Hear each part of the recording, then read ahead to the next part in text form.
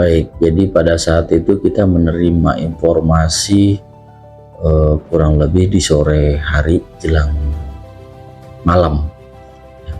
Kejadiannya itu sekitar pagi, informasinya pagi. Kita menerima informasi ini karena mungkin terkait dengan adanya kendala komunikasi yang sulit di daerah Tepa.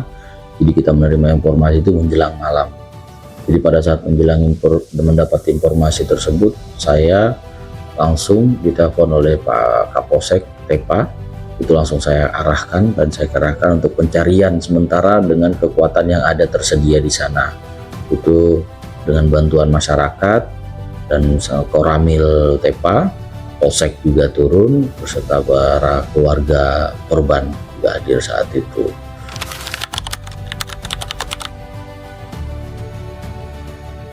Kalau untuk mobilisasi, kita dari Polres sendiri kita menerjunkan itu pada hari kedua karena kita terkendala dengan kendaraan yang untuk mobilisasi ke Tepa, dan saat itu juga kebetulan kan itu ada warning untuk keberangkatan kapal terkait dengan cuaca. Jadi karena kendala itu sementara saya masih menggunakan kekuatan dari personil Polsek Koramil yang ada di sana serta masyarakat untuk membantu. Alhamdulillahnya pada saat itu masyarakat juga melakukan pencarian walaupun dengan kendala-kendala yang dihadapi seperti kendaraan yang digunakan, kendaraan laut, BBM juga tentunya seperti itu.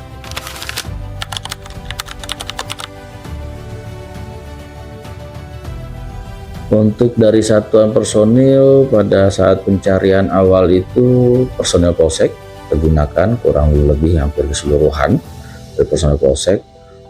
Setelah itu kita kirim dari Polres perbantuan kurang lebih 6 orang ya, di antaranya itu anggota Polair, anggota Dokes dan anggota Sabara. Kita terjun ke sana untuk membantu, bahkan kita membawa sebagian peralatan yang diperlukan untuk di sana.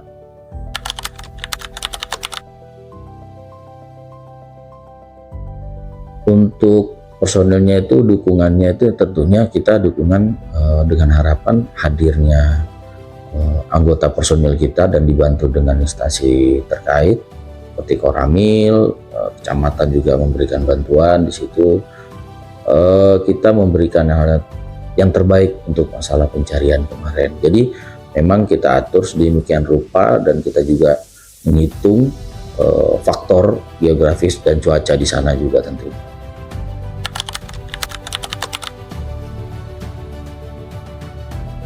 Oke. Kalau untuk personel Polair Polres MBD sendiri itu hanya 10 orang.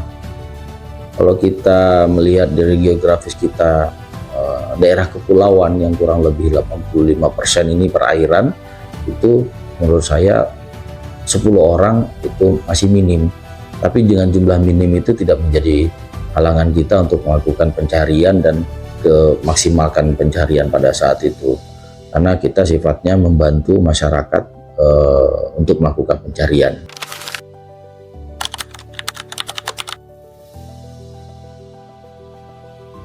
Operasionalnya, kita punya kapal C2, kita punya kapal itu ada 3, tapi saat ini belum bisa digunakan karena masih dalam proses perbaikan. Ya. Di tahun ini kita lagi memberikan perbaikan terhadap kapal dan itu juga belum layak untuk kita gunakan ke luar pulau karena kondisinya tidak memungkinkan. Cuman kita memiliki satu rubber boat yang bisa kita gunakan, itu pun tidak bisa jauh, pelaksanaan penggunaannya tidak bisa dalam jarak yang jauh, hanya sekitar pulau, mungkin dengan radius tertentu masih bisa kita gunakan. Jadi kendala-kendala seperti itu yang kemarin memang pada saat pencarian itu kita memang hadapi hal seperti itu.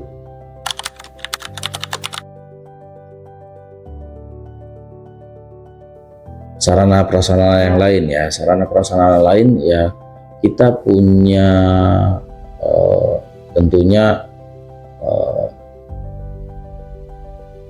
jaket life jacket. Nah, life jacket itu punya juga. Terus U-Save kita punya, cuma U-Save ini tidak bisa digunakan jarak jauh karena pakai remote. Jadi jaraknya terbatas gitu. Kita punya speed ada, U-Save ada, rubber boot juga ada untuk fasilitas kita di sini dan kelengkapan kita. Hanya itu yang kita punya. Informasi tentunya HT kita gunakan. Cuman HT itu mereka dilengkapin semua ya. Jadi dari personel kita 10 orang itu kan ada Kasat, KBO, Kanit dan para anggota itu masing-masing. Kasat, KBO dan Kanit itu ada komunikasi HT tentunya ada.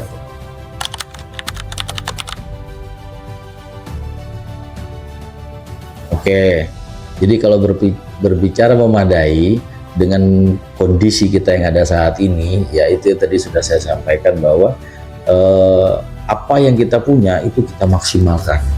Jadi dengan penggunaan secara maksimal itu apa yang bisa kita berikan, ya mungkin itulah keterbatasannya kita di sini. Mungkin seperti itu.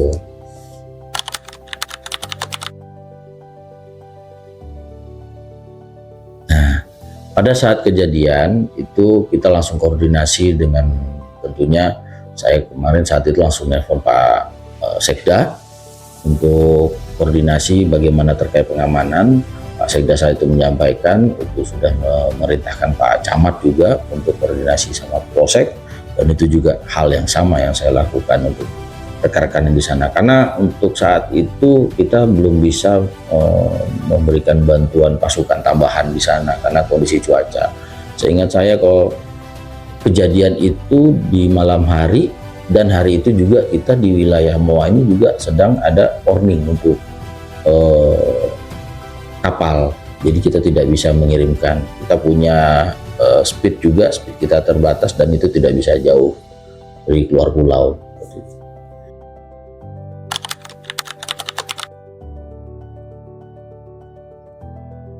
Faktor kekuatan utama ya, kalau menurut saya mereka punya kemauan dan keinginan untuk rekan-rekan dan masyarakat itu bisa selamat dan punya rasa tenang untuk kepada keluarga korban. Mungkin itu yang menjadi faktor utama, dan yang paling utama itu faktor kemanusiaan. Mungkin hanya itu, karena dengan faktor tersebut itu menarik mereka, mendorong mereka untuk lebih semangat melakukan pencarian walaupun dengan keterbatasan yang kita miliki.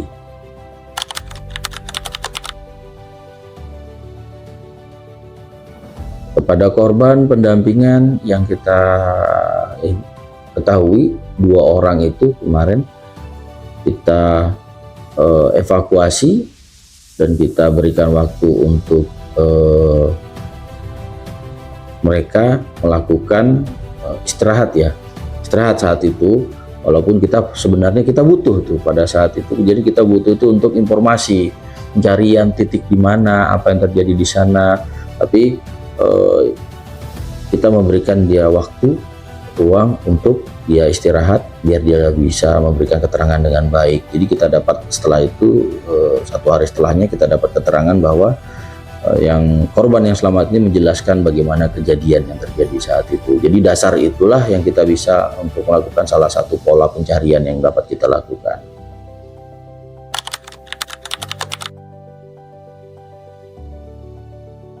Baik.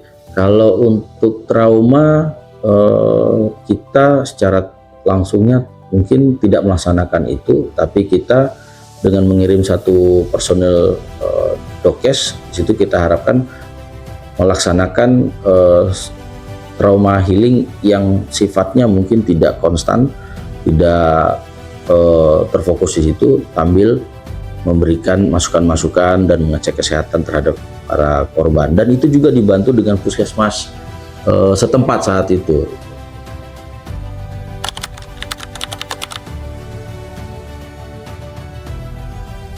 Kalau mendampingi saat itu kita terfokus kepada pencarian. Untuk keluarga korban sendiri, mereka juga mengikuti kegiatan itu. Kenapa kita ikut sertakan mereka pada satu pencarian? Biar mereka juga melihat bagaimana kondisi cuaca di lapangan, kendala kita seperti apa, dan masyarakat juga bisa melihat seperti itu, dan mereka juga memahami kondisinya. Jadi kita memberikan hanya masukan-masukan atau kalimat-kalimat yang bisa menenangkan perasaan hati dari para keluarga korban.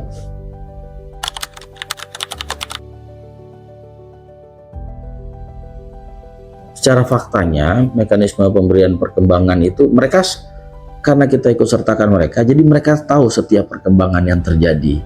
Nah, itu tujuan kita mengikut sertakan para keluarga korban. Jadi transparansinya itu seperti apa, jadi mereka tahu kendalanya seperti apa, mereka tahu, dan bagaimana lokasinya, kesulitannya, kendala halangannya seperti apa, mereka langsung tahu. Jadi secara tidak langsung itu sudah memberikan informasi kepada mereka.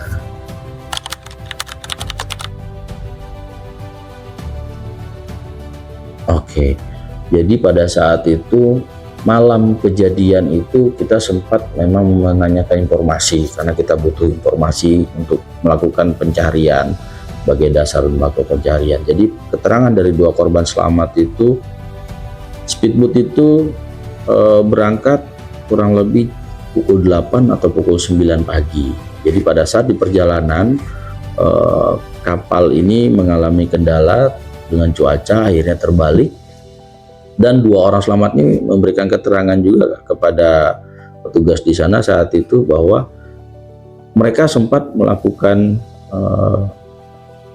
pengamanan diri dengan mengumpulkan jerigen yang ada itu dan diikat, dan informasinya juga ada 2 orang anak kecil yang di sana itu dia naik di atas jerigen yang ada. Memang saat itu kita dapat informasi ada beberapa korban juga yang salah satunya perempuan itu dalam keadaan sedang mengandung. Jadi di situ anak-anaknya 2 orang itu dinaikin ke atas jerigen. 2 orang itu berangkat ke darat dan diikuti dengan 1 orang tua yang berangkat. Cuman pada saat pelaksanaan yang berenang ke darat ini mau nyari bantuan, 1 orang, salah satunya yang orang lansia ini sudah tidak sanggup lagi, dan mereka berdua melihat 1 orang lansia ini udah tenggelam. Nah, jadi makanya pada saat itu informasi awal katanya 1 orang meninggal ditemukan. Itu hanya spekulasi awal. Sebenarnya dari para 2 korban yang selamat ini melihat lansia ini sudah tidak sanggup lagi dan tidak memiliki kekuatan atau tenaga lagi. Akhirnya mereka melihat dalam jarak yang agak kejauhan orang tua lansia ini tersebut hilang dari pandangannya mereka, seperti itu.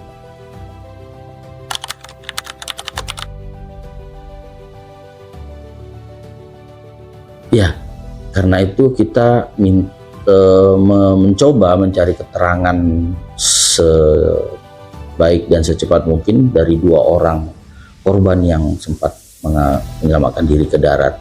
Nah, dari dasar itulah kita mau untuk melakukan pencarian di titik-titik mana di mereka, walaupun hanya sekedar perkiraan saat itu.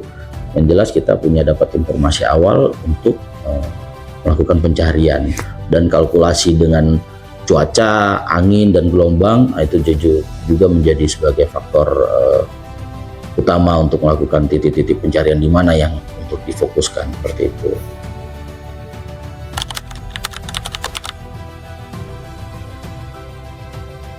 Nah, saat ditemukan saat itu yang bersangkutan, kedua korban itu langsung dilarikan ke puskesmas setempat. Kondisinya mereka sudah keadaan lemas karena mereka memberikan keterangan dari pagi sampai sore itu mereka itu mencoba untuk berenang ke darat. Kalau secara logikanya mereka banyak menggunakan tenaga, pastinya itu keadaan mereka tidak stabil untuk masalah kesehatannya mereka. Jadi kita berikan waktu saat itu hanya minta keterangan awal saja di mana lokasinya. Setelah itu kita perkenankan untuk bersangkutan segera istirahat karena itu pastinya kelelahan itu.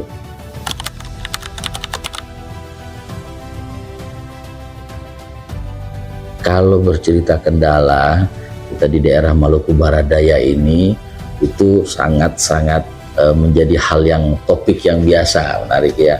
Jadi kalau bercerita kendala itu pastinya tentunya banyak kendala kita, mau dari alat transportasi, personilnya, terus kita kendala dengan alam di sini, ya kan, geografisnya kita, alam, cuaca yang di Maluku Barat Daya ini cuacanya mungkin susah untuk diprediksi. Pagi bisa bagus, mungkin 1 jam kemudian itu sudah berubah. Nah, itu salah satu kendala kita di sini, dan kendala itu yang menyulitkan kita untuk melakukan pencarian.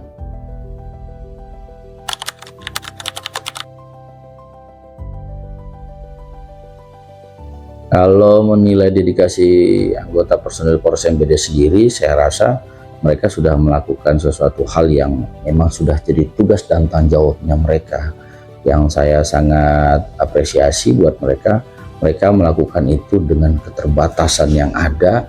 Mereka mau melakukan itu, ya, dengan kata lain itu hanya untuk memberikan rasa aman kepada masyarakat yang ada dan memberikan kepastian pada masyarakat, khususnya kepada keluarga korban. Jadi kalau diruntut dari jumlah personil yang kita kirim kemarin dengan terbatas, tapi itu cukup untuk membantu pencarian dan menenangkan keluarga korban.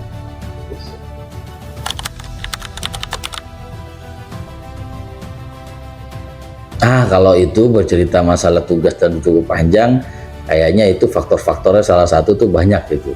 Ya. Jadi banyak, memang kadang personil kita ini khususnya kalau kita melihat dari kejadian di wilayah Tepa, anggota Polsek Tepa itu harusnya sesuai dengan DSP, daftar standarnya itu kurang lebih harus 30. Tapi saat ini di Tepa hanya sekitar 20, nggak sampai 25 personil di sana. Jadi kekurangan di sana itu mereka harus membagi tugas yang mungkin harus siap 1 kali 24 jam seperti itu.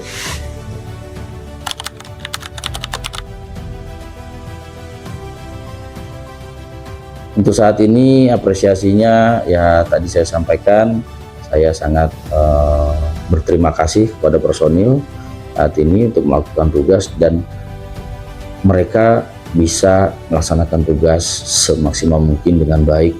Dan tentunya pada saat mereka berangkat itu saya cuma bertip satu, memberitakan tolong jaga keselamatan.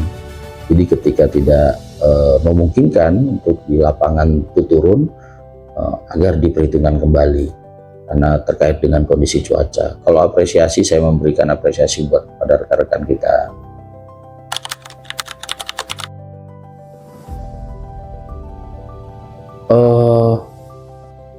Kita melihat dari operasi pencarian ini, sebenarnya kalau pelajaran itu banyak yang bisa kita ambil ya. Salah satunya contohnya bagaimana kesiapan kita, bagaimana koordinasinya kita, bagaimana kita menghimbau kepada masyarakat ya, untuk tidak melakukan kegiatan di daerah laut pada saat cuaca buruk. Mungkin itu menjadi faktor-faktor untuk kesiapan kedepannya kita melakukan seperti itu, termasuk dari sarana prasarana yang kita miliki.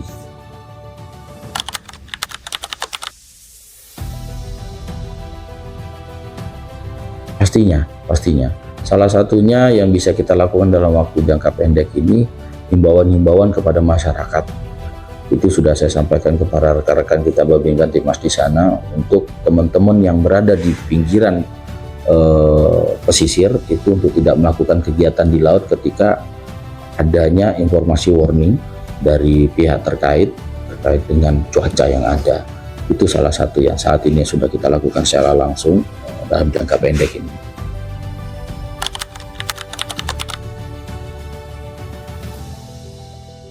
Oke, kita bercerita terkait dengan aspek ya. Tentunya aspek-aspek ini kan ada yang pendukung ya, dan pelaksana. Pendukung, pelaksana sekaligus juga dengan kondisinya. Jadi aspek-aspek pertama itu adalah kesadaran dari masyarakat sendiri, di mana kita ketahui transportasi yang ada dan tersedia saat ini itu menggunakan kapal atau speed yang mungkin kurang ya. Kurang dalam artian klasifikasinya tidak memadai. Apabila kendaraan yang digunakan klasifikasinya tidak memadai, mungkin bisa diatasi dengan jumlah penumpang yang diangkut dalam speed tersebut. Dalam kejadian ini kita berkaca dan dari pengalaman, speed dan kapasitasnya itu perlu diperhitungkan. Jadi tidak melebihi kapasitas. Dan satu lagi yang jarang kita punyai di sini, speed rekan-rekan kita yang ada di sini itu untuk life jacket itu mungkin rata-rata teman-teman kita itu tidak menyediakan itu di speednya. Jadi ini menjadi pembelajaran kita. Dan kemarin juga saya menyampaikan juga kepada Rasida untuk kita kedepannya kemungkinan akan membicarakan proses ini seperti apa untuk keamanan. Tapi jangka pendek saat ini yang kita lakukan adalah himbauan kepada masyarakat untuk ini tidak terjadi kembali. Bagaimana mengamankan diri sendiri, bagaimana mengamankan keluarga terkait dengan penggunaan kendaraan laut di cuaca yang ekstrim di Maluku Barat Daya ini.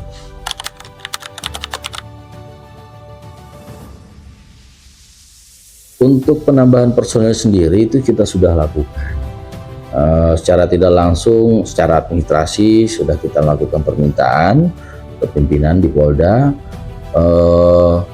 dan itu kontinu sampai saat ini. Itu mungkin hanya sebagian terlaksana, bahkan masih kurang dari apa yang kita butuhkan. Dari jumlah personil kita total di Polres Maluku Barat Daya ini, jumlah personilnya sekitar 420-an dengan 8 polsek yang terdiri dari daerah kepulauan. Dari masing-masing polsek ini juga itu alat kelengkapan kita itu tidak memadai. Contoh, kalau kita misalnya di polsek daerah kepulauan, tentunya kita membutuhkan transportasi lebih ke maksimal kepada transportasi laut. Dan saat ini yang terbackup hanya baru Polres dan ada satu polsek dan akhirnya satu speed, itu pun belum bisa digunakan. Seperti itu. Kalau untuk penambahan, kita akan selalu minta penambahan karena kita juga di sini speed di sini yang tersedia pun speed kita ini tidak bisa untuk jarak jauh, hanya jarak pesisir saja.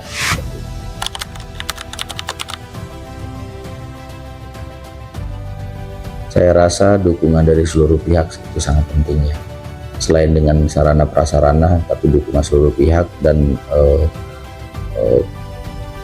pemberian informasi bagaimana itu cuaca saat ini tersampaikan atau tidak. Mungkin kita bisa menginisiasi bahwa setiap pelabuhan atau setiap kepala desa itu mempunyai satu seperti kayak WhatsApp grup informasi terkait dengan cuaca gitu. Sampai saat ini kan tuh belum semua ada. Ini hanya paling di pelabuhan-pelabuhan besar, tapi kan kita di sini walaupun pelabuhan besar ada, tapi tidak menutup kemungkinan ada pelabuhan-pelabuhan kecil yang pemukiman masyarakat itu yang rekan-rekan masyarakat itu mencari sesuatu di laut. Ya, nelayan-nelayan ini kan banyak. Nah, mungkin ada komunitas-komunitas dari nelayan, dari komunitas itu diharapkan mungkin ada informasi. Hari ini cuaca tidak memungkinkan untuk melakukan aktivitas di laut. Nah, seperti itulah contohnya.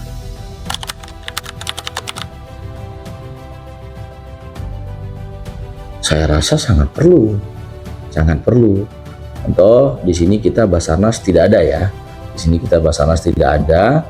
Di sini karena seharusnya kemungkinan yang paling dengan kondisi kita kepulauan seperti ini itu Basarnas tuh mungkin harus bisa ada di Maluku Barat Daya ini, tentunya dengan fasilitas yang memadai. Karena kita di sini mau jalan sedikit aja udah ketemu pulau, mau kesini aja udah mentok dan harus di depannya ada pulau. Jadi kita banyak pulau ini, saya rasa mungkin depannya mungkin bisa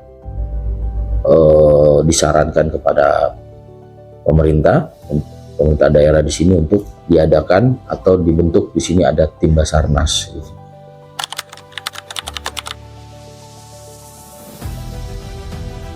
Nah, ini dia. Saya menghimbau kepada masyarakat ya, ketika ingin melakukan aktivitas atau perjalanan di laut, tolong mungkin bisa melihat situasi cuaca dan juga situasi dari kapasitas.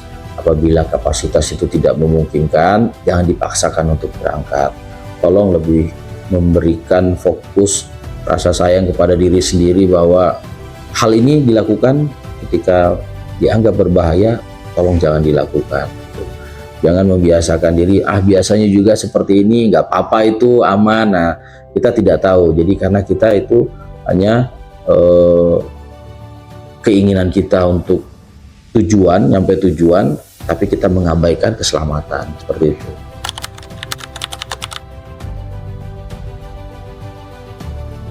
Baik, yang pertama saya ucapkan turut berbela-sungkawa kepada keluarga korban. Tentunya ini menjadi suatu cerita yang pahit kepada seluruh keluarga korban. Yang kedua, saya ucapkan terima kasih kepada seluruh masyarakat dan seluruh aparat yang sudah memberikan bantuan secara maksimal, baik tenaga, pemikiran dalam melakukan pencarian kepada seluruh korban. Ya, kita sama-sama mendoakan yang terbaik dan kita sama-sama memberikan yang terbaik untuk pencarian keluarga korban. Sekali lagi saya ucapkan turut berbela-sungkawa kepada seluruh keluarga korban. Harapan saya yang paling utama, masyarakat bisa me-warning diri sendiri, untuk mengingatkan diri sendiri, kewaspadaan agar lebih ditingkatkan. Itu aja harapan saya itu kepada seluruh masyarakat. Itu semua tergantung dari personalnya kita masing-masing.